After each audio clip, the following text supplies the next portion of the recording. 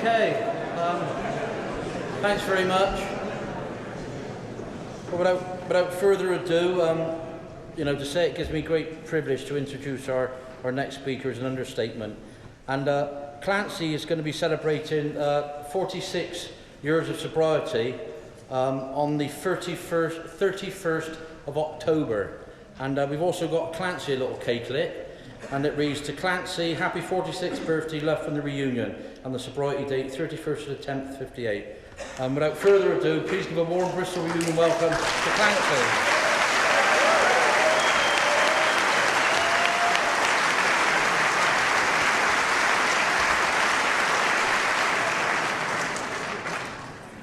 My name is Clancy Immeslin. I'm an alcoholic. I'm very glad to be here tonight. I feel kind of sad. I got the same size cake as she did. Nice to see you newer people staying active. But I'm kind of a sentimentalist, I guess. Maybe it's corny and I'm a sentimentalist, and I'm maybe a softie. I'm getting old, soft in my old age. But I was thinking tonight, if I had one day left to live, if somebody told me I had one day left to live, I think I'd like to, I'd maybe ask them if they could read to me the announcements they read before the meeting tonight. It would make that last day seem like forever.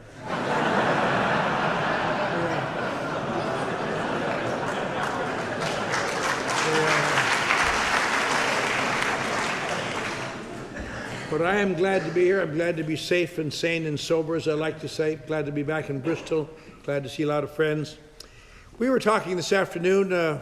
We had us sitting around drinking coffee and talking over at the hotel about something that seems to be of general interest to people, and that is that why some people seem to be able to come here and not have to do what other people have to do, and this seems strange.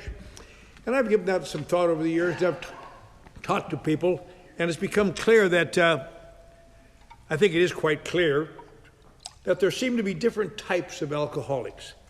I don't know if they're any delineated anywhere or put down anywhere, but there seems to be a type of alcoholic that by any measurement is an alcoholic, but something dramatic happens, something that really threatens their security. Maybe they lose their family, or they lose a job, or there's a death in the family, or something that really threatens them.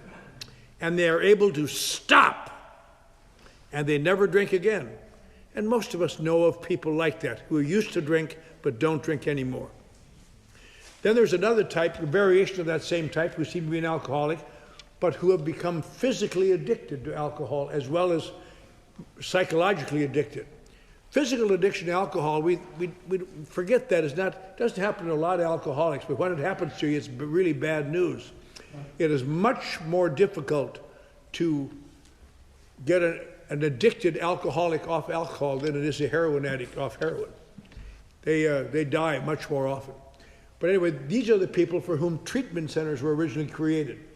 And they take them off medically step by step, and they point out to what's happened to their lives and how things are going bad. And by the time they get out of that treatment center, they realize, my life is chaos, I quit! And they never drink again. And we know of people like that. In fact, there's a hospital up in Seattle, Washington, called Schick Shadell, who specializes in those type of alcoholics.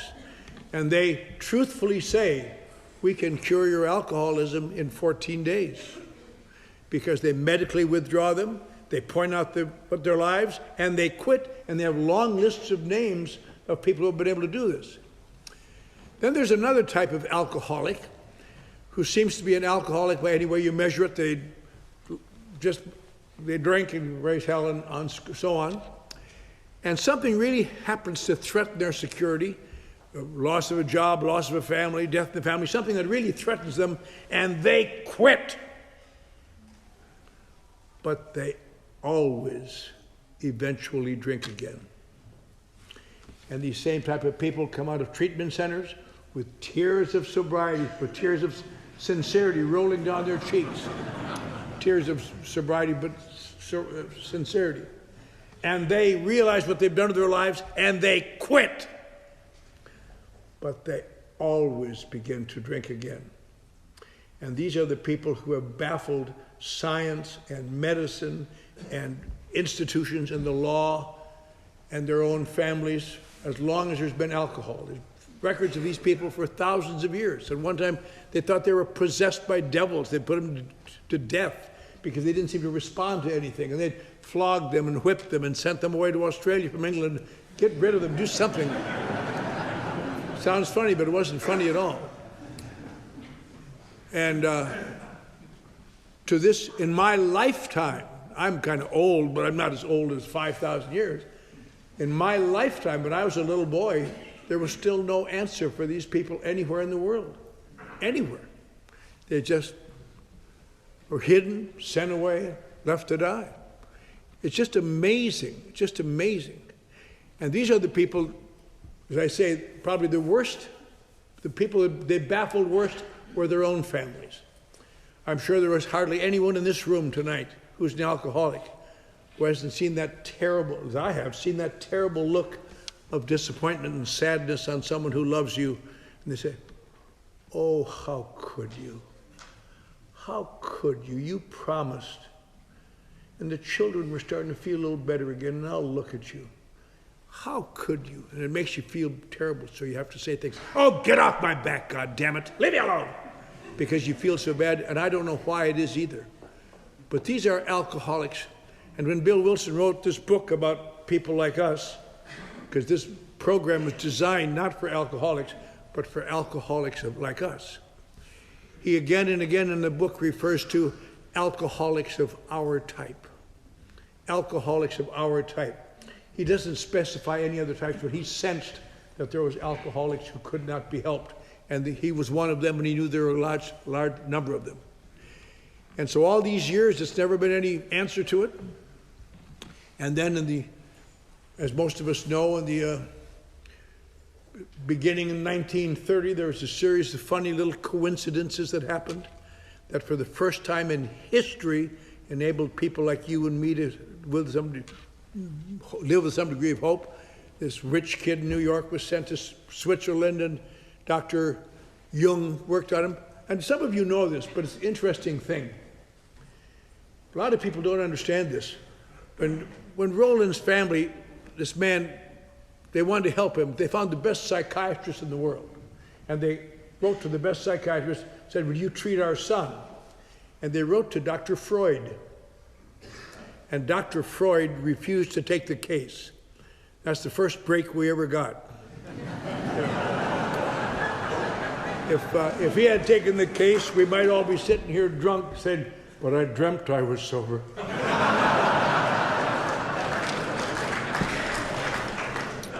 But they couldn't get to Dr. Jung, Dr. Freud, so they got to Dr. Jung, and he treated this guy for a year, and the guy got drunk again. He refused to take him back.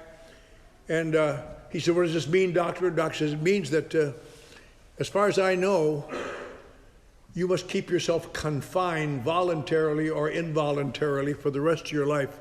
Otherwise, you almost certainly will drink till you die or go mad. That's the best doctor in the world. That's the only help he had for people like us. And he came back, and through a series of coincidences, he got something called the Oxford movement.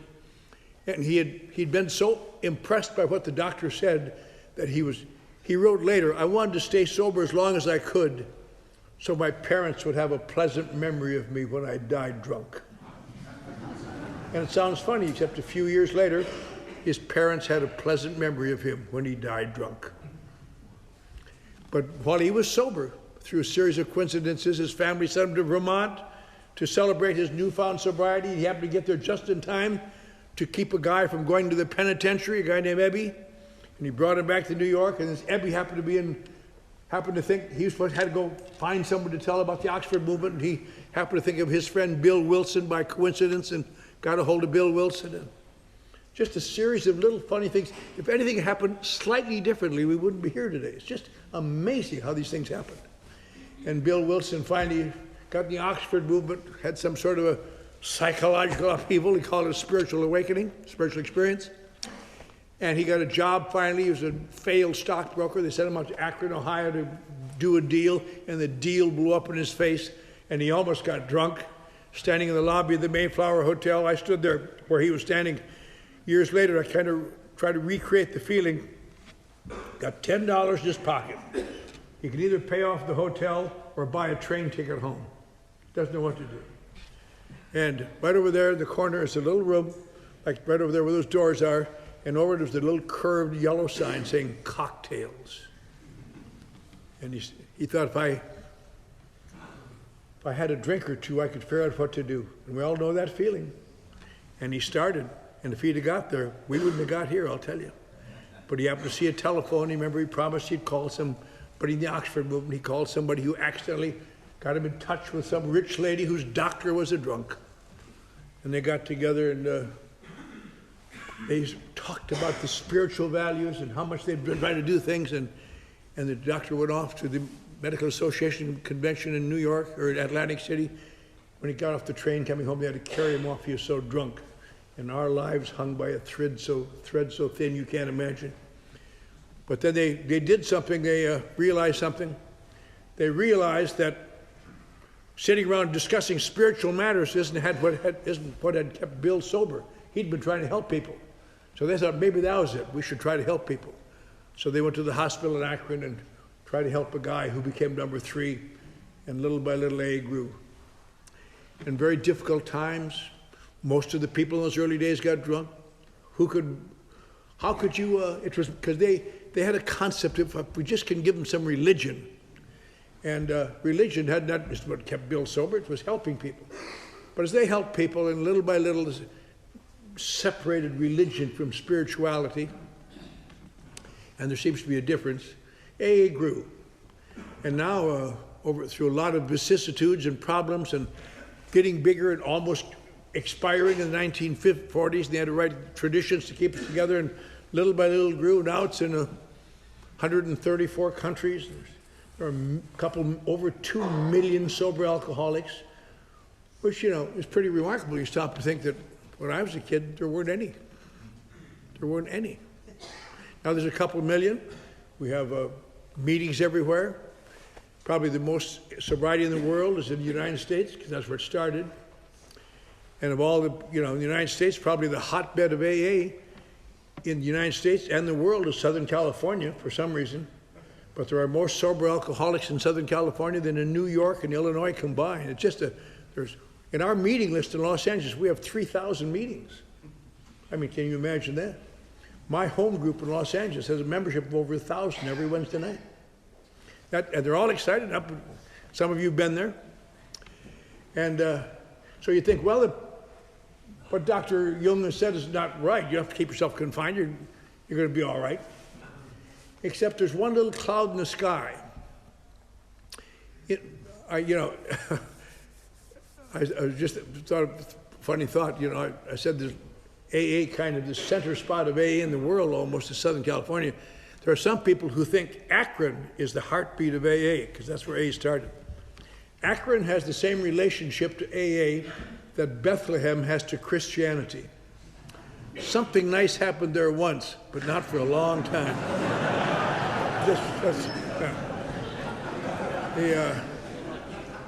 Don't anybody tell anybody in Akron that, please.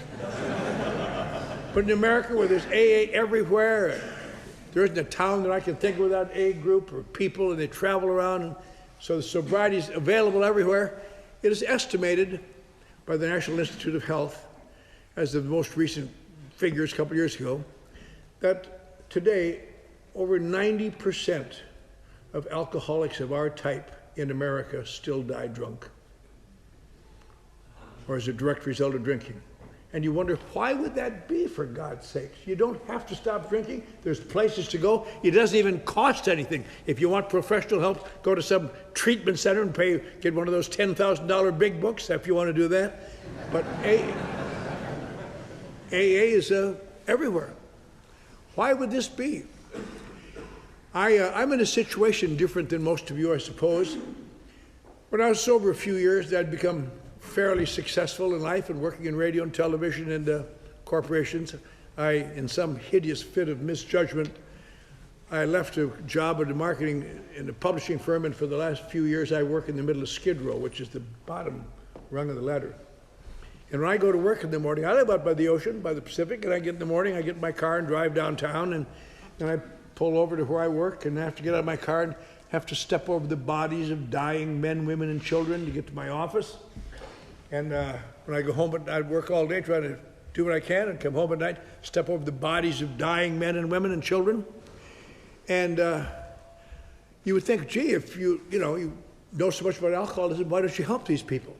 And I can't tell you, when I first went down there, and I have from time to time since, I've really spent a lot of time trying to help these people. And most of them don't want to hear it, and they can't believe that the problem is what they think it is. And it made me so frustrating. Now, why can't you accept this? I got a way to go. I work with people that are staying sober, and you're dying, for God's sake. I'll tell you, the ability of alcoholics to deny their illness is incredible. I think about that. The Los Angeles County Charity Hospital, County Hospital it's called, big hospital. If I went over to the cancer ward there, where these guys are dying of cancer, poverty-stricken people dying of cancer, I said, hey, got a deal. I've got a cure for cancer. It's going to work. It's worked for people. Does anybody here want it? They would beg you. They'd, please take me. Or go down the floor in one of the big AIDS wards in the world, charity AIDS wards.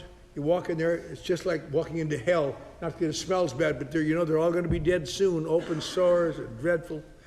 And what do they say if I said, hey, I got an answer for AIDS. There's an answer now to help you save your life from AIDS.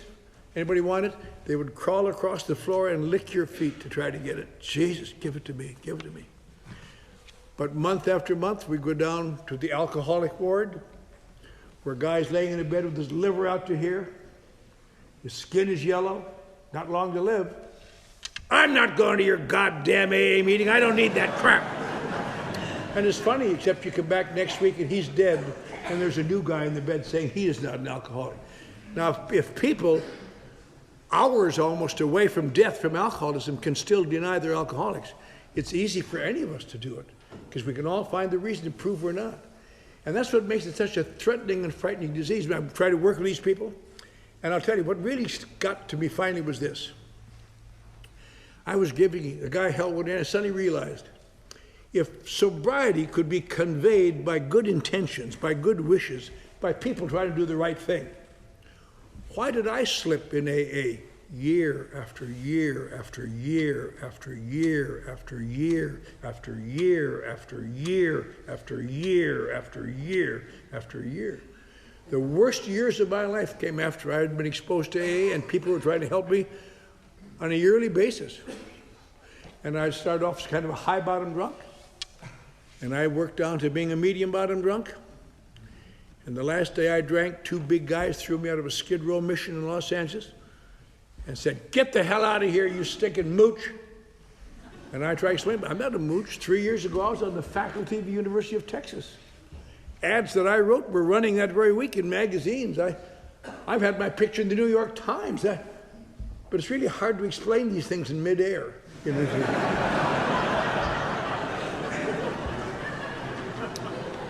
When I stood outside of that damn old mission, I had just had my front teeth kicked out in the Phoenix, Arizona jail. I'd lost in Arizona all my ID, all my clothes. A guy had given me a car to drive, and I'd lost the car, got drunk, got into beef, got thrown in jail, and the guy in the jail kicked my teeth out because I vomited on his bunk. I had a terrible feeling. I've talked about it before, but the feeling, I'm sure there are people here who've had that feeling. When you suddenly realize there is no longer any friendly direction. It's all the same. Nobody wants to see you anywhere. That is really, makes you gulp. And if a guy had come up to me that morning and said, you've been playing around AA now, going to AA and leaving and laughing at it and ridiculing it and telling what a bunch of idiots they are, and now you're dying. Why wouldn't you go back to AA if he had said, at least admit you're an alcoholic? And I'd have to tell him, pal, because I'm not really an alcoholic. My case is different. The universal flag of everybody like me that dies from alcoholism. My case is different. I know I got problems. Jesus, I've had problems since I was a little boy. When I was a little boy, I recognized the fact that there seems to be something missing in me, and I don't know what it is. But I know when I get close to people, they don't seem to like me as well as they like other people, as far as I can tell. And I don't seem to fit in very well. And people, I don't feel comfortable. And the people I like to be with are people kind of above me, but they don't want to be with me. The people who want to be with me are the people kind of below me, and I don't want to be with them. And it's almost as though you go through life one way or another. If you're supposed to feel like this inside, it's always like this for some reason. Just nothing. Once in a while you feel okay, but pretty soon it goes back. Just always nothing quite right. Nothing quite. I think if I look back at my life, and for many, many years, I never even thought of this, but if I would say one phrase that was in my mind more than anything else, it would be just, this isn't it either. This isn't the woman. This isn't the job. This isn't the place. This isn't anything. And I didn't know how to explain that to people. These feelings are feelings of guilt because I was raised in a very, very strong church, the Norwegian Lutheran Church, and I was not unable to live up to their standards as far as I could determine. Of course, I made the standards much higher. Kids have it's either perfect or nothing, you know. And my life has been spent missing goals. And so what I do to make up for it, I make the goals higher.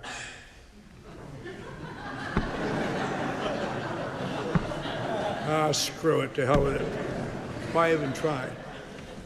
And I've spent when I got to be an adult, I spent thousands of dollars in psychoanalysis to discover why I had these feelings. And I discovered all kinds of reasons and made me feel better.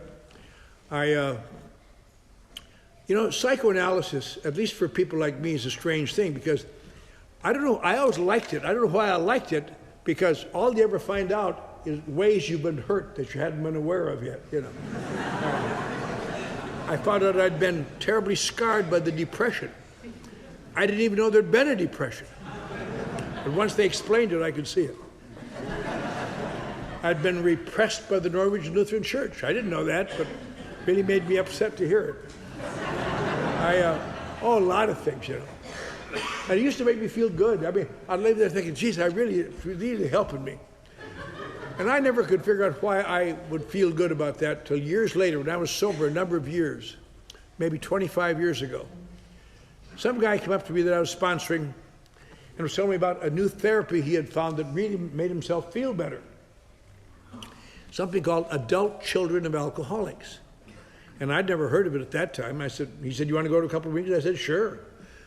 So I went to a couple of meetings with him, and in the middle of the meeting, I could suddenly see how psychoanalysis had made me feel better. Because it was doing it to these people. And I'll tell you how they do it. I don't know if they intend to do it this way, but it does it for people like me. Of all the emotions I know, probably the worst emotion, continuing basis, is long-term, deep-seated guilt. Guilt of crappy things you've done, and sometimes even more sinister than that, things you didn't do that you should have, the sins of omission. I promised my grandmother I'd take care of her, and I didn't, and on and on and on. And it's always, you can do whatever you want, but guilt is a bad thing. The only thing I ever knew to beat that feeling is drinking. It gets rid of it for a while. It gets rid of the scale. That's what drinking does for me. It gets rid of the damn scale.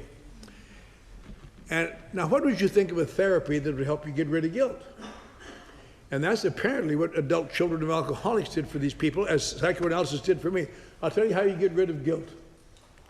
By convincing the patient that he or she is and has always been the victim. You are the victim. You've been hurt. You've not been loved the way you should have been loved. You've not been nurtured. The people you should have taken care of, you didn't. They may have tried to. You have had bad things happen to you. And little by little, you realize, I'm a victim. And when I become a victim, it's no longer my fault. It's their fault. I'm just what they created. I'm a victim. And it really, I tell you, you go to those meetings, there's no laughter in those meetings. They talk about resentments, they talk about sadness, and it's tough, tough life. And then, well, what's wrong with that? At least you get rid of guilt. Because I'll tell you, but you find out something. There are no free lunches in the world. There are no free lunches. And Now, I'm not attacking adult children of alcoholics. I'm just talking about my reaction, what I've seen in myself.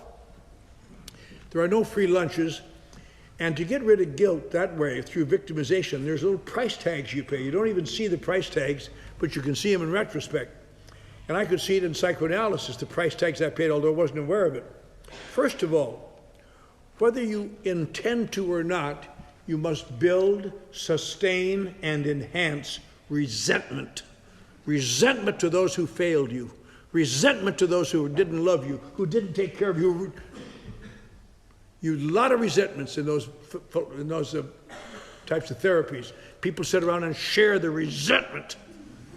The second little price tag you pay is that you must accept the fact that you have been made terminally different, and you can't change. I heard one of the guys say one time, one of their gurus, he said, "We are like trees in a forest. When we were saplings, someone reached within us and ripped out our hearts. And we continue to grow, and we look like all other trees, but we are empty inside, and nothing can ever change it." And so now you know you're different, and you're always going to be different. And the third little price tag you pay, of course, is that if you're like me, intermittent but intense self-pity. I could have been something, by God. I'll tell you, the line that I ever saw in literature, in the movie On the Waterfront, this half-punch-drunk fighter sits in the back seat with his brother, the gangster, and says, "Jesus, Jimmy, you should have taken care of me. I could have been a contender." You know, that's a touching, always touched my heart. And you think, well, these are inconveniences, but maybe it's worth it to get rid of guilt. Guilt makes you commit suicide. These things don't make you commit suicide, they just make you feel bad. And maybe they are for most people. But for people like me, who suffer from this particular form of alcoholism, it's an interesting thing. You look at the book Alcoholics Anonymous, written for people like us, and it lists the 3 most lethal emotions for alcoholics. Number 1, resentment. Number 2, feelings of difference. Number 3, self-pity. And why are they so lethal? Because they will justify every drink I take till I die from it. And it will never have been my fault. And you don't understand.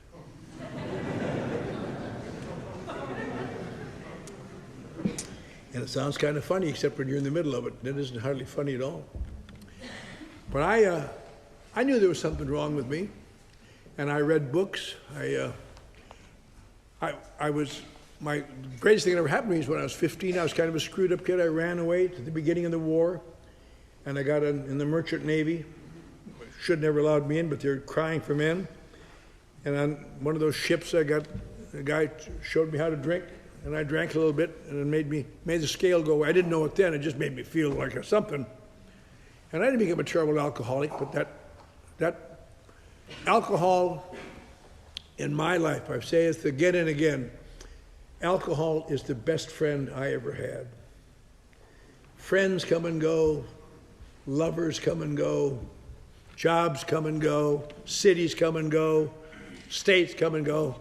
But when a few drinks is making that scale go away and making you feel like something, boy, no matter where you are, that's something. And of course I have a little trouble with it sometimes. And I don't like the trouble. I don't like being arrested. I've been arrested. I have a particular form of difficulty.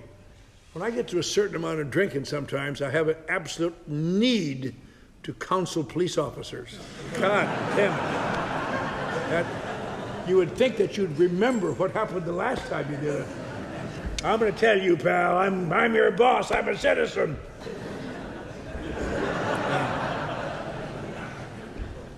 So I've been to jail overnight a lot of times, but it's an interesting thing. We were talking the other night in Newbridge. You know, if you ever get a chance, Newbridge has got a great little group there. It's a very pocket of enthusiasm. And not only that, but you no longer have to seek lower companions. They're there waiting for you. Not really, really good group. But we were talking about this, about that chapter 3 is such a, you read the book and just, if you stay around a while, the book gets smarter and smarter and smarter as the years go by. And one of the smartest places in that book is the first page or so of chapter 3, where they talk about people like us who feel so different and wonder what we have in common with other people. And one of the things, after you're sober a while, you can look back and say, well, that's one of the things I should have recognized I didn't. But people of our type, somewhere along the line, must and do accept the obsession that someday, somewhere, I will find a way to control and enjoy my drinking. And people say, why do you worry so much about your drinking? I don't know, but I'm going to find a way. Why would you want to have to find a way? Because for people like me, I can't live like that. It's too unpleasant and uncomfortable. And when I drink, it's not that way. And I don't drink because I'm a drinker. I drink because I'm a feeler, and I'm going to find a way to do it. And they have that funny little paragraph in there that sometimes people laugh at, but they're not funny at all. Drinking wine, always drinking at home, try never drinking at home, try to get physical exercise, read spiritual literature, drink beer only, change from one kind of booze to another, all the things you do, trying to find the formula, and sooner or later you always go down again. Occasional brief recoveries, followed always by still worse relapse, till you get to that stage of, God, what a testy, touching little thing, pitiful and incomprehensible demoralization. You think, that's how drunk you get. That isn't how drunk you get at all. That's how you feel after you sober up. Pitiful and because they want answers and I got no answers and I'm just as baffled as anybody. Leave me alone! And next time it'll be different. I'll quit drinking. That's what I'll do. I'll quit drinking. One day, I'll watch it this time. Because drinking makes good times better and bad times good. That's all. That's why I drink. I'm not a drinker. I'm a feeler. And you don't understand, so to hell with you. When I was sent to my first AA meeting in 1949, that's a long time ago, I was 22, and after I was in the Merchant Navy for a while, I went to the United States Navy, and I was at the end of the war, I was in a naval hospital. I been sewed together, and they passed around some tests. I did very well in the tests, so they gave me a high school diploma, because never graduated from high school. I went to college after the war, and went out in the world, became a sports writer. And all these years I drank heavily, and had a carouse that the young guys can do. And I was having some problems getting in beefs, and so somebody suggested I go to this thing called AA, because this was a new thing in town, and some of the old town drunks were even cutting down on their drinking. But I remember going in there, and I was 22. I didn't know there wasn't anybody within 20 years of that whole state yet. And I remember the guy looked at me and said, "What the hell are you doing here?" So they told me to come. "You think you're an alcoholic?" "No, I'm not an alcoholic." So what do you think? What's wrong with you? I tried to be honest. I think I'm too sensitive. I never told anybody that for a long time. But that's an interesting phenomenon too, because in those days there weren't any young people. Now there's a lot of young people in AA. And you wonder, how could it be young people in AA? How could these old people be around? And it turns out it isn't how long you drank, it's when it begins to have that special effect for you. But you could sit in a meeting and some old guy get up and say, "I drank for 40 years. And he looks in the front row and there's some little kid about 22 and he said, as if to say, "How can you be an alcoholic, you little puke? I drank longer than you've been alive." And he doesn't know the little puke is looking at him thinking, if you're any kind of an alcoholic, how did you last 40 years, you old son of a bitch?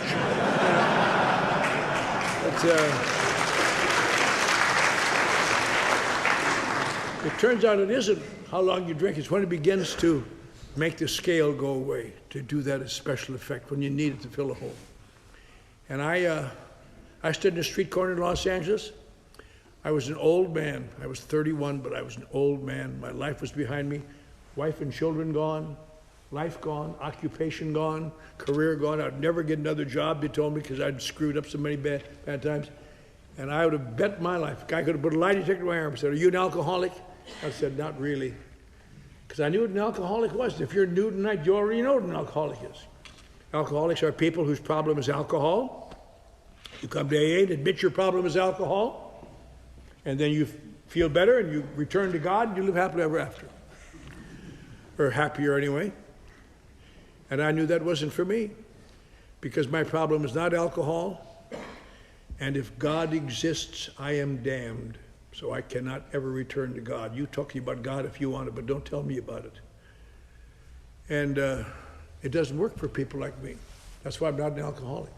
So that's why it's kind of strange to find myself standing here tonight. I've come here at tremendous expense and no little inconvenience. So I can stand here and say a strange thing happened to me. Next week it'll be 46 years since I stood in that street corner in the rain. And I would have bet my life that day, and thereafter there was no help for me. And I knew more about AA than the people who were trying to help me. I'd read the book and I'd been to meetings and all these idiots and turn it over, keep it green, remember when, you are not alone. No, but I'm going to be soon.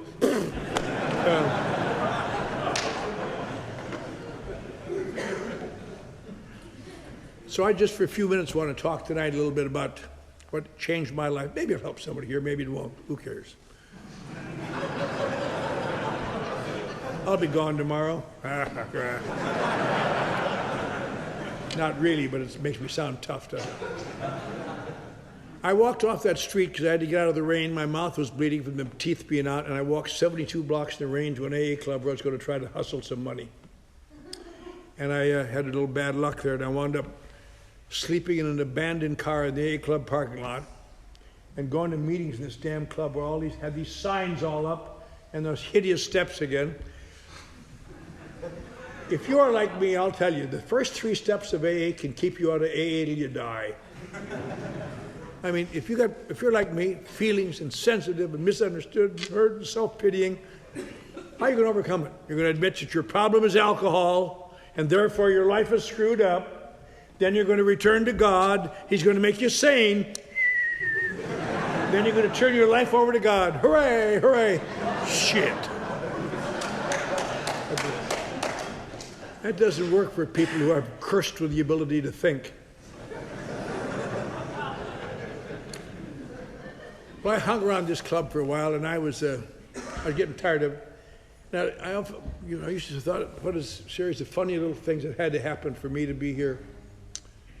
I used to see a movie actor came into the meetings, and I now know that he was not a very good movie actor. Hadn't been married. I've been in more movies in the last few years than he ever was, but I didn't know that at the time. And and if he was a movie actor, I knew he had to be having some wealth somewhere.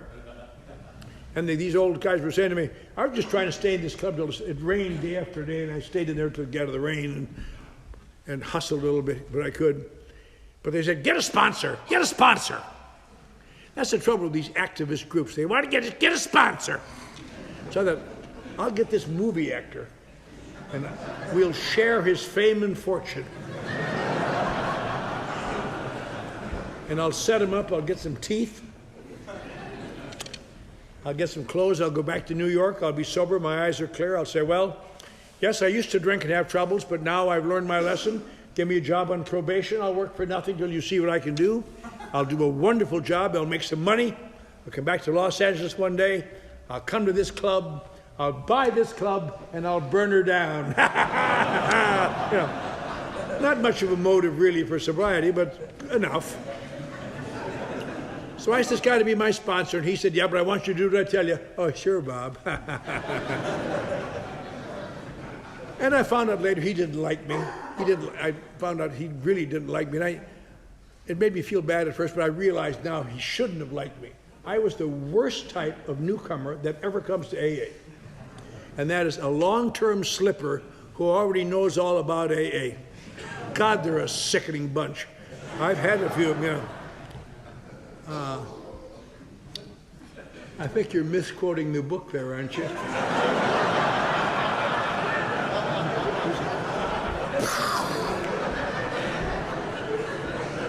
And God has given me 2 or 3 of those in the last few years to punish me for being my bad behavior. But But he tried to help me. He'd take me with him a couple times to hear him talk, and he'd talk to me. I heard him say something along the line that it seemed so odd to me. He said something, I heard him tell somebody, he said, you know, as long as you think your problem is alcohol, you're going to die drunk. Huh? On the way home, I thought, what the hell's that about, Bob? He said, well, that's, you know, a lot of people think their problem is alcohol, and they have a lot of problems. I said, oh, what is their problem, Bob? Too much white flour, for Christ's sake? What is it? You know? I said, no, look. And over the next few days, he gave me an explanation off and on. Gave me long lectures about how, you know, if your problem is alcohol, you're wasting your time going to AA. AA can't help people like you. You have no problem. Well, what is the problem? He said, no, there's an answer for people with an alcohol. I said, what is the answer, Bob? He said, you quit drinking. I said, that's stupid. That's stupid. I've done that 100 times, it doesn't work. He said, that's right. That's because your problem isn't alcohol, apparently. You have something else. Something that sounds like alcohol that may kill you. I said, what is it, Bob? He said, it's something called alcoholism. I said, oh my God, don't play word games with me. I look terrible, but I'm a smart guy. Alcoholism. And he spent a lot of time explaining the difference, but it could be synthesized in one sentence that I would think is the cornerstone of my life, really. An alcohol problem is overcome by stopping drinking and cleaning up your act. Apparently, there are some types of alcoholics who can do that. But in this particular form of alcoholism, which unfortunately for you and me looks almost exactly the same to the naked eye, this mind-consuming, perception-distorting, bodily eroding thing called alcoholism, you'll discover sooner or later, if you haven't discovered it yet, that stopping drinking and cleaning up your act has no significant long-term effect on your life other than to gradually make it so painful you can't stand it. I said, Jesus, Bob. If alcohol does that bad thing to you, why do people drink it then? He said, that's the whole point, kid. People think alcohol does something bad for them.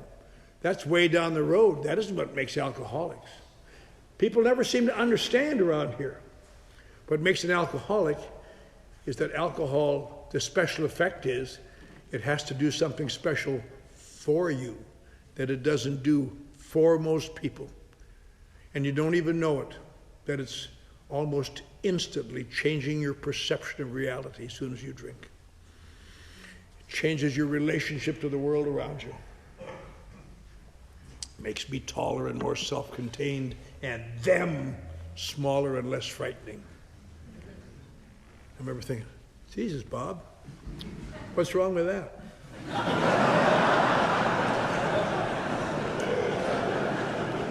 He says, because it isn't really happening, kid. You're just fantasizing now, and you're out of step with everybody. And also, it'll set up that damn thing called the phenomenon of craving for people like us. I don't understand it. Nobody else does, but it sets it up. And, you know, there never has been an adequate explanation of the phenomenon of craving.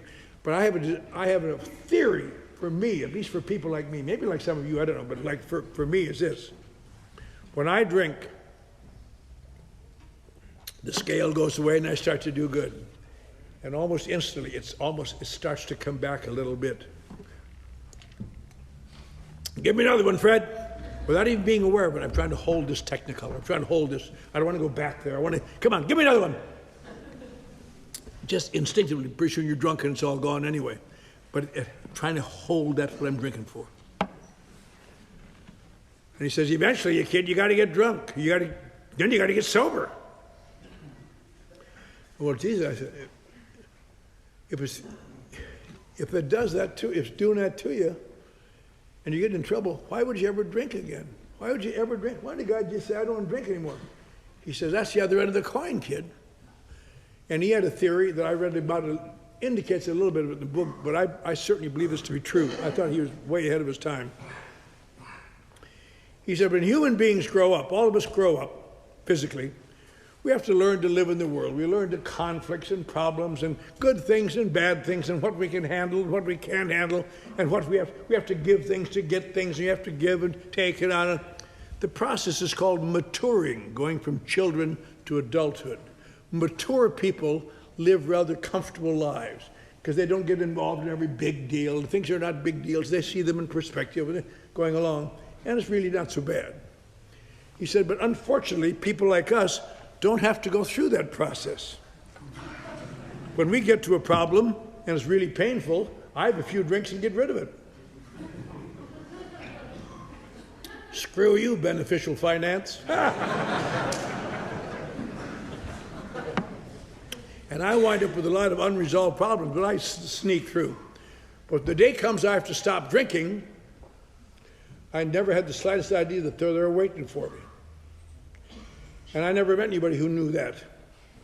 Because I stand there, grown up body, grown up brain, grown up ability, grown up strength, grown up verbal skills, and never once even guessing that I'm at the intermittent beck and call of childish emotions.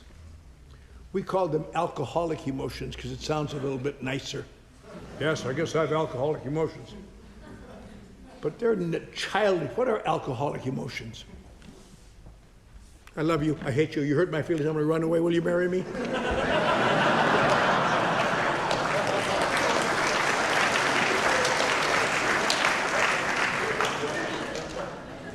And pretty soon you're just in a childish mood. And you got to get a little relief, so you have to have a few little drinks. And you drink till you have to stay sober. Then you stay sober till you have to drink. Then you drink till you have to stay sober. And every time back and forth, your mind will tell you, you see, the problem is not really alcohol. It's all these other things. They don't understand, and they're not taking good care of you anyway. They don't give you the love and what you need, and if you could only get a break, you'd be all right. And they don't understand. Have a few drinks and watch it this time. And the thing goes on. I said, Jesus, Bob, that describes me almost exactly. He said, there's a name for people like you. I thought, uh-oh. What is it, Bob? He said, you're an alcoholic. I remember thinking, well, I'll be damned. I've just spent 10 years of my life throwing away everything I had, have no chance to ever be anything again, because I never once heard a description of what was wrong with me like that. I heard obsession of the mind and allergy of the body and all these crazy things. That I said, Bob, why don't they put that in AA and describe it the way you describe it? He said, they do, kid. It's in the first step. You admit you're having problems with alcohol, dash, which means end of thought, beginning of new thought, and you admit you're having problems without alcohol. And I guess that was in January of 1959.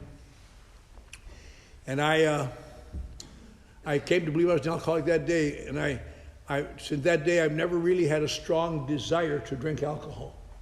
And you may think, isn't that wonderful? His life turned out just perfect. Not at all. My life was terrible because I still had bad attitudes and a bad mouth and couldn't get along. And you think, why wouldn't you drink?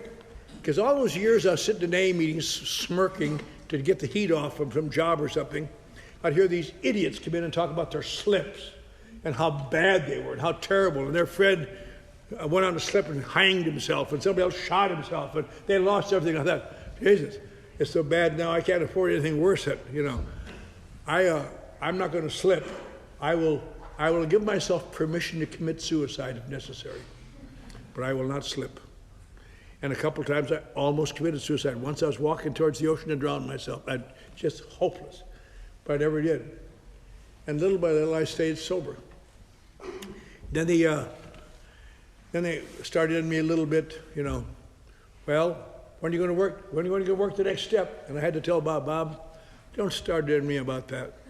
I cannot return to God. Maybe you can argue for now next Christmas, but I cannot, because I was raised to believe in God. I know about God. I hear people say, I've been searching for God for 30 years. I've known where God lived since I was 2 years old.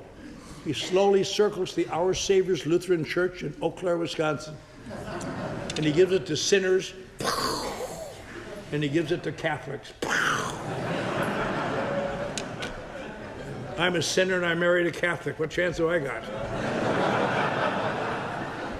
But I could joke about it, but it wasn't funny at all, because I knew that I was damned. If God exists, I am damned.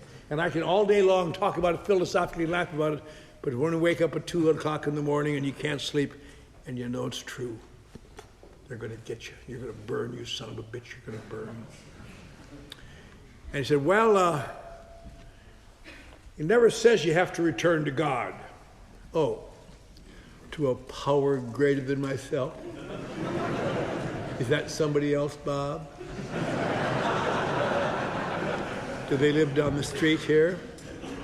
He says, no, it doesn't say that either, and I hate your attitude. He used to say that. His other favorite explanation to me was, shut up.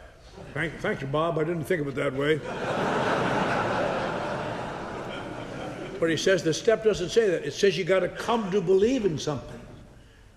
You never return to anything in AA, because you have to go back to sick perceptions to do that. Don't talk about returning to things. Come to believe in something.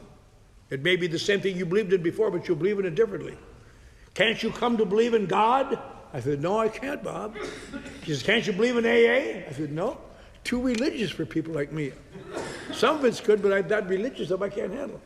He says, do you think I'm doing better than you are? Of course you are. He says, congratulations. I'm your new higher power. And people in the club were laughing, you know. I mean, I could accept that. He could not send me to hell. He tried, but he couldn't.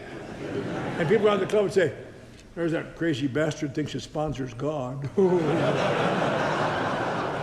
I knew he wasn't God. But over a period of time, he had talked to me a lot, and what happened was this.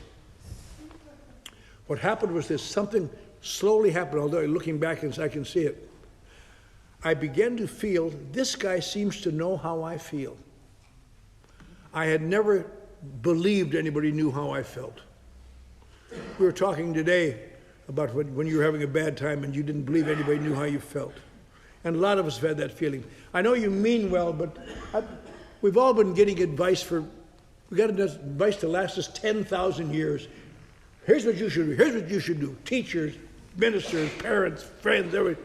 And you just have to all know, yeah, you nod, but you don't know what the hell you're talking about. But if you can find someone who you believe knows how you feel, a phenomenon happens.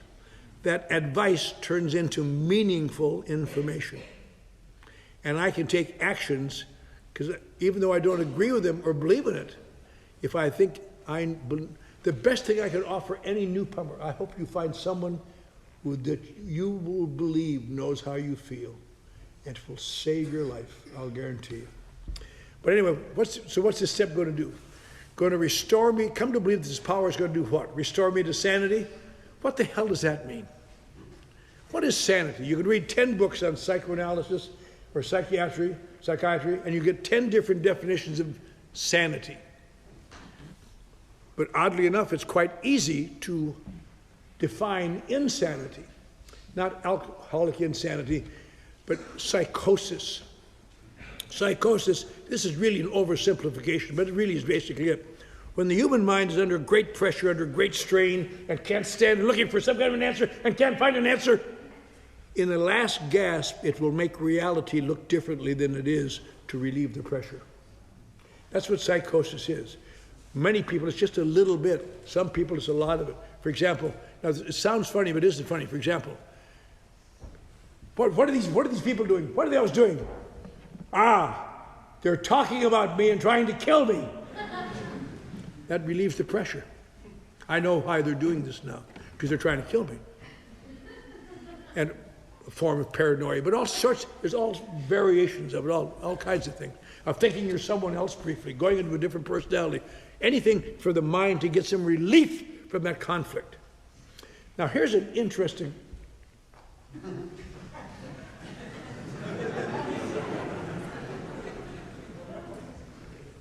Give her her allowance and send her home.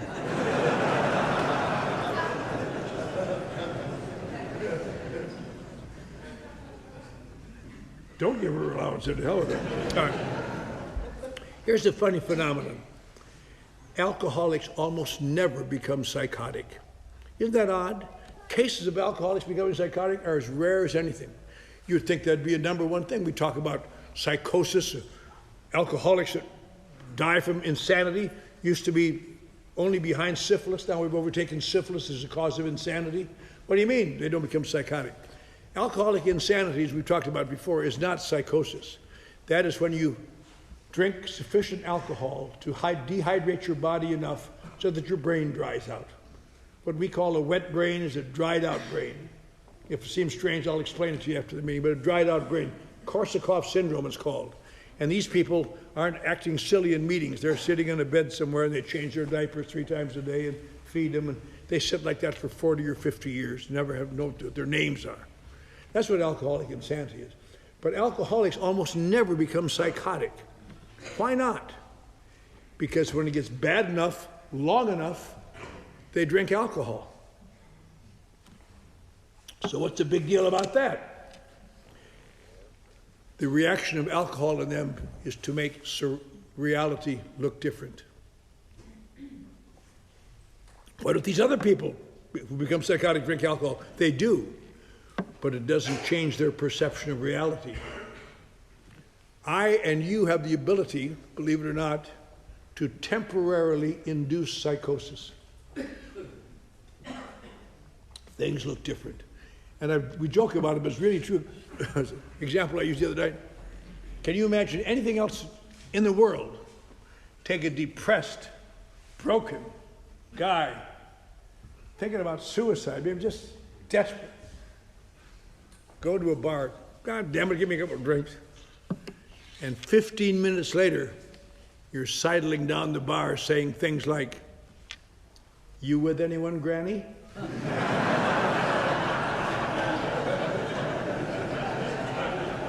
Things look different. And if you're lucky, she'll say, yes, she is with someone. I don't know where I said this, someplace, but explain what coyote ugly is. You know what coyote ugly is? That's an old joke among drinkers in where I live.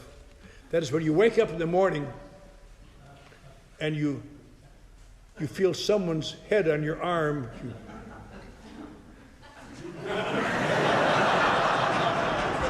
And then, like a coyote, you will gnaw off your arm rather than wake her up.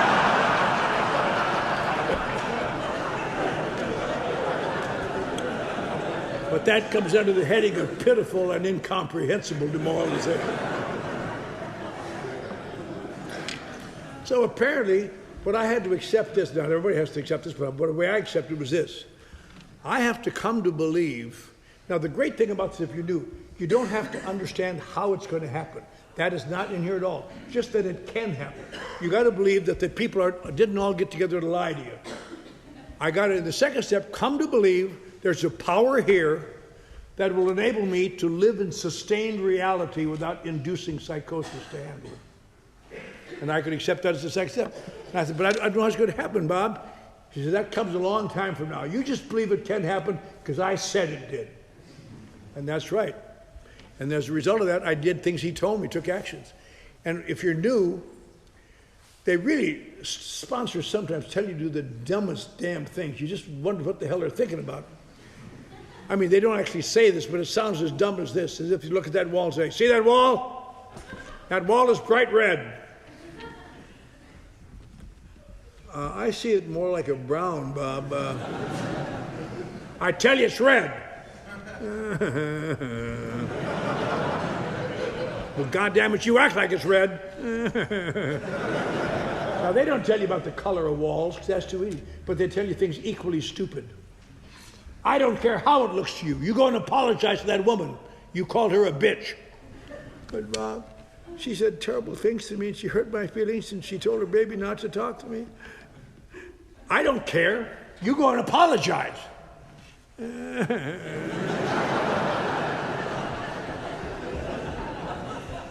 Sorry. Bitch. I don't care how it looks to you. Don't quit that job. It's a crappy job. It's the best job you're going to get for a long time. Hang on to it. Hang on to it.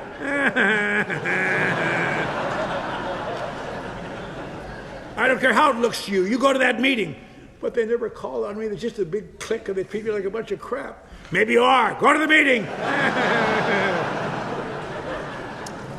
And the interesting thing about AA is this. When you begin taking the actions, you start to get better. And it doesn't seem to make much difference whether you're a clean-cut, wonderful young man or woman just coming to find a new life, or whether you're a toothless, phony, old, imitation intellectual puke living in the backseat of an abandoned car. Once you take the actions, things start to get better.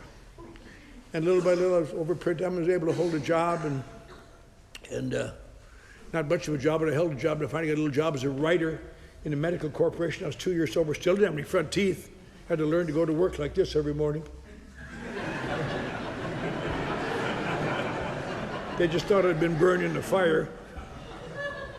But I went to work every day, and I had to talk to my sponsor because I could not get along with people. I got a terribly smart mouth. Just, I'm so cute, it just makes people crazy. And I had to call him a lot, and he gave me, and I didn't really learn much, but he taught me some great lessons in those next 3 years that I think are the greatest lessons I've lived as far as living in the world. Some great lessons. Now, they're not in the book, and they're not in our literature. But if you're new, I'll guarantee you, if you do this, you'll do better. Do what you said you would do. Be where you said you would be when you said you would be there. Don't take out your hostility on people who can't answer back. Children, employees, waiters and waitresses. On days you know you're having a bad day, watch that mouth, because you can cut people up and never know what the hell happened. When you're having a bad day, keep your mouth shut and just go around your life saying, come on, midnight. Jeez. Because once you start talking, you're going to hurt yourself. And he gave me some other stupid things too that I wouldn't even recommend. When you're going through a market and you see a can laying on the floor, stop and put it back on the shelf. You know, things like that. But those things, and so by the time I was 5 years sober, I was director of advertising for that corporation. I had front teeth then, I smiled a lot. If there's anybody new here who's lost some teeth, let me give you some hope. Once you become spiritually pure, they grow back. Ask your sponsor about that one. When I was 7 years sober, I was down in radio and television, and 10 years sober, I was downtown doing public relations for an oil company. 15 years sober, I was a marketing director in Beverly Hills. And when I was 5 years sober, the same wife, Catholic wife, and all those children that I had, because you have a lot of children when you marry a Catholic. Heard the crinkle of green in my wallet down in Dallas, Texas, and moved out to Los Angeles, and we all got together again. And 9 months and 10 seconds later, another Catholic hit the street. And then I got a book on the rhythm system, ended all that. And they've all grown up. 3 of my daughters turned 15 this year in AA, and only one of my other kids aren't alcoholics, so I guess they didn't. But only one of my children has turned out bad. My oldest daughter has become a judge. I had so hoped for a defense attorney or a public defender, but no. She comes home at Christmas, she says, Daddy, remember when we were little girls who used to get upset and send us to our room? I said, sure, honey. She said, when you come to Albuquerque, I'm going to send you to a little room. She doesn't scare me. I'm not going to Albuquerque. But isn't that nice? And when I was 15 years sober, I quit my job in this big marketing firm, and for the last 30 years, I run the Skid Row mission that threw me out in 1958. I'm still looking for those 2 guys that did it. Once I find them, it's an amazing thing. But I'm going home tomorrow, Monday morning. All of this will be a memory. I'll step out of my car, and I'll be stepping over the bodies of men and women. Some will still be alive from the last time I was there a week ago, and some of them won't. Because they will not. I'll tell you, you wonder why alcoholics cannot stay sober. Why they cannot. Why, if God loves us all, well, I could not go for God. I had to have AA. Let me go back up just a little bit. My sponsor was my higher power, and I did things to please him. But I couldn't, the third step, that's just too ridiculous. That is that's nice for religious people, not for people like me. When I was about 6 months sober, I lost a job as a dishwasher after about 2 days because I had deduced that the busboys were bringing in more dishes than the waitresses were taking out to punish me because I was not a Mexican. That's what I thought at that time. And I got fired, and that's the day I was going to kill myself. I was going to walk to the ocean, just forget it. And I couldn't find the ocean. I called up my sponsor finally, and I said, Bob, I know you tried to help me, and I know I've done pretty good some days, but I'm 6 months sober. People around me that I wouldn't hire to mow my lawn 5 years ago, they're all got jobs and doing well, and I'm smarter than they are, and I'm better than they are, and I can't even hold a job washing dishes. What the hell is, I'm just going to pack it in, Bob. AA is not enough for me. What can I do? He said, why don't you write your inventory the way I told you? And I said, I just told him a week before, I've taken my inventory with a psychiatrist. Why do I want to take it with an out-of-work actor? What the hell is he going to do? Cut? Is that baloney? But I didn't want to say it again, and I was back sleeping on an abandoned car again briefly because I couldn't pay my rent. And I said, Bob, you don't understand. In my judgment, that's the last thing in the world I need. My God, more digging up this crap and dirt, and I'm so depressed now, I'm so guilt-ridden and feel so terrible. In my judgment, I need something a lot more than a damn inventory. And he said, in your judgment? Who cares about your judgment? You live in an abandoned car, for Christ's sake. If I wanted your judgment, I'd put my head in the back window and ask you for it. You're a loser. You're a loser. I came out of that, and I turned. If I'd have turned right out, I got to the ocean, boy. And I got to the club. I said, Sullivan, give me some paper. I'm going to write my inventory. And I put in the rottenest things I could think, things I would never tell my psychiatrist. Dirty, rotten. Somebody said, why don't you tell your psychiatrist these things? And the reason is, of course, when you're paying that kind of money, you can't risk rejection. That's why you don't tell your psychiatrist. I don't want some little wussy to say to me, you did what, sir?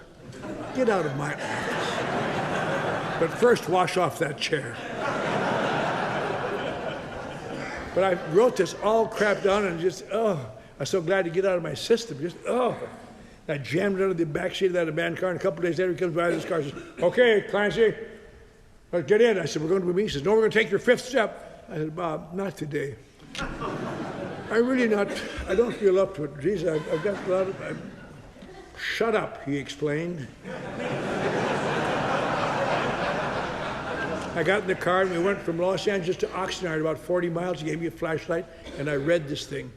And it even read worse than I remembered. Oh, I am an unsavory person.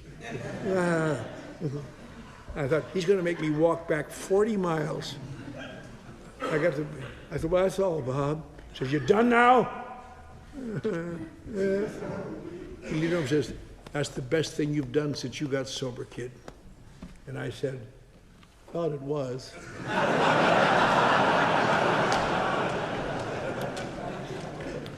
But I've taken that trip over 200 times since then, in the last 40-some years, on the driver's side and some other goof over there with the flashlight. And, let me explain this part before I read it.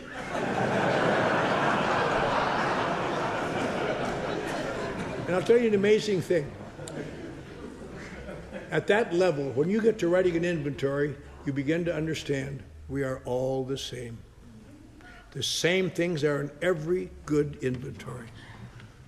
Lack of self-worth, resentment, feelings of sadness, loneliness, feelings of being deprived. All the things that go to make up a personality like ours that enable us to have to drink to stand it. And they're in everyone. One week, a few years ago, I heard a daughter of one of the most famous men of the 20th century, and a guy who was born under a bridge in El Paso never knew who his father was. And she lived in a penthouse, he was in a rehab, and their emotions were the same. Much different specifics, but it's always the same. And it's that way all over the world. That's what makes alcoholics so unusual. You have to be here a while and do a lot of things before you get to a level where you realize, my God, I'm like everybody else. These are the battles we're fighting. And but the point I want to make is this. The day I wrote that inventory and then took my fifth step, I believe, is the day I took the third step. Because that's what the third step is. Doing the things they ask of you, turning your life and your will over to the care of God as you understand it, whatever that power may be, usually who speaks through sponsors. And I think the first three steps have been the most wonderful thing in my life. I didn't think so, but I look back, they changed my life. And you say, well, you're sober a long time now. You know, why don't you get rid of those first three steps? And a lot of the steps, I don't take an inventory of you or anything else. But every once in a while, I get carried away with my own BS, or I feel a little depressed, something. And to me, the first three steps to this day are still kind of a trampoline. No matter how far down you're going, you remember, what am I doing here? Well, I can't drink, and of myself, I can't stay sober.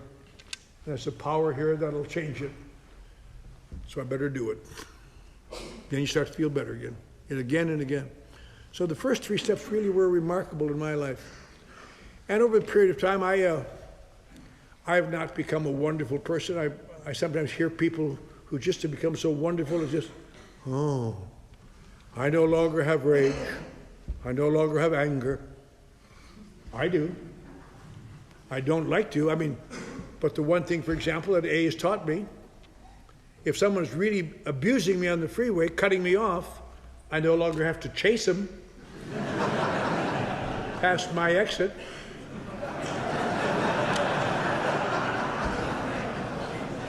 If I've been caught him by 4th Street, good flying, Red Baron, we'll meet again. But that's why they say dumb things like the don't get too hungry, angry, lonely, tired. Why? Because they affect my emotions, and my emotions affect my perception. When I'm hungry, I stay the same, but everybody else gets slow and stupid. You ever know?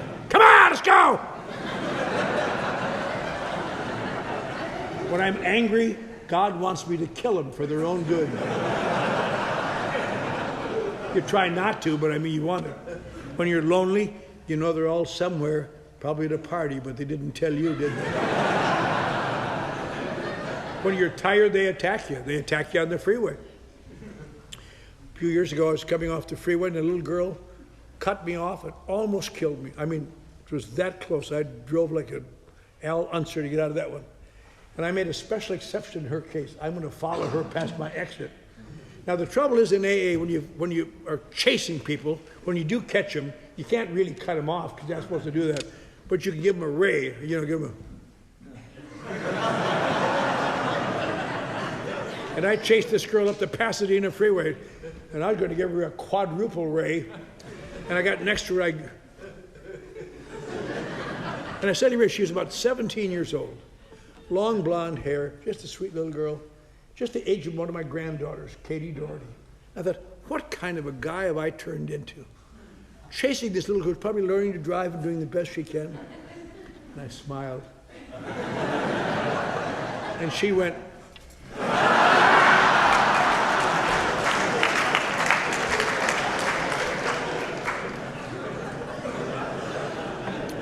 But that's what it's like out there, folks. That's why you got to take care of yourself. That's why you keep going to meetings. Not because you're going to learn anything, but it gets those memories. Because the actions of AA, let me just close by saying this. What do you do about the damn scale? We come here with the scale like this, and these AAs say things like, oh, don't worry about that side with the big black thing on it. We're going to work on this side. There's nothing wrong with this side. It's that side. Oh, don't worry about it. Give you a little bucket of actions and a little spoon. Just take these little actions and put in these. This is stupid. But you do it a while, and pretty sure that scale starts to move.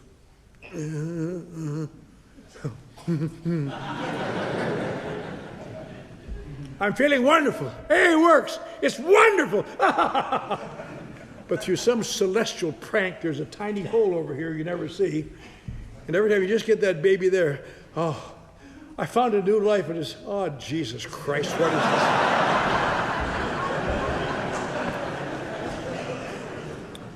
Because on this side, that thing, whatever that is, you never get rid of that.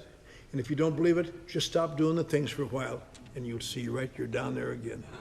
And that's why it isn't that you have to do bad things. If you get bad things, you'll get drunk. No, if you don't take the actions the good things, you will get drunk. That is what makes you stay here. Left to my own devices, I'm like this. And I can make it like this, and I can't ever do it perfectly, but I can try. I mentioned this the other night, but I don't know a better way to say it. First of all, let me say once, I want to thank Sally very much for being my host, and she's always been very gracious to me and treated me better than I deserve, and I try to be mean to her, and she smiles and takes it. And I see some old friends here and some new friends, and tomorrow morning I'll be up early. I have to catch a plane to Los Angeles. I got to be in Los Angeles tomorrow afternoon. But I want to thank all of you for being very gracious to me, and thank my friends from Newbridge, my friends from Belfast, and I've been very sick this week. I had to go to the doctor, and I thought I was going to die, and they pulled me through that. So I really had to go. I really feel excellent tonight. Looking forward to going back to my home and going to work Monday morning. But if you're new and you wonder what you're going to get out of this, you're going to just stay dry for 46 years like I did? No. Being dry would never, you can't do that. The purpose of AA, I believe, and I believe this with all my soul, the reason you take these actions is that because AA is designed to very slowly do what alcohol did fast. That's all. It is very slowly designed to change my perception of reality, to make the same things look different, to make the same emotions go away, to little by little make me taller and more secure inside of me and them less threatening to me, to change my relationship to the world around me. And I heard a guy say this once when I was new, and I thought it was the corniest thing I ever heard, but I'll tell you, as my closing tonight, I'll tell you what I think it is. Everything I know and believe can be encompassed in this. My name is Clancy Immisland, and I'm an alcoholic, much to my surprise. And through the grace of God that I found after I was sober a while and my sponsor died and I kept taking actions, I came to believe in AA, and finally I got a sponsor who convinced me to pray wouldn't hurt me. And I don't know if God, what he thinks about me at all, but I know that he loves me. He loves me the same as you, no more, no less, or else he wouldn't be God. And he is not angry, he's not trying to punish me, he hopes that I'll do better, I guess. But my name is Clancy. I'm an alcoholic. Through the grace of God and the power of this program, it has not been necessary for me to drink any alcohol or take any mind-sedating or tranquilizing medications of any kind since October the 31st, 1958. And for this, I am truly grateful, and I thank you.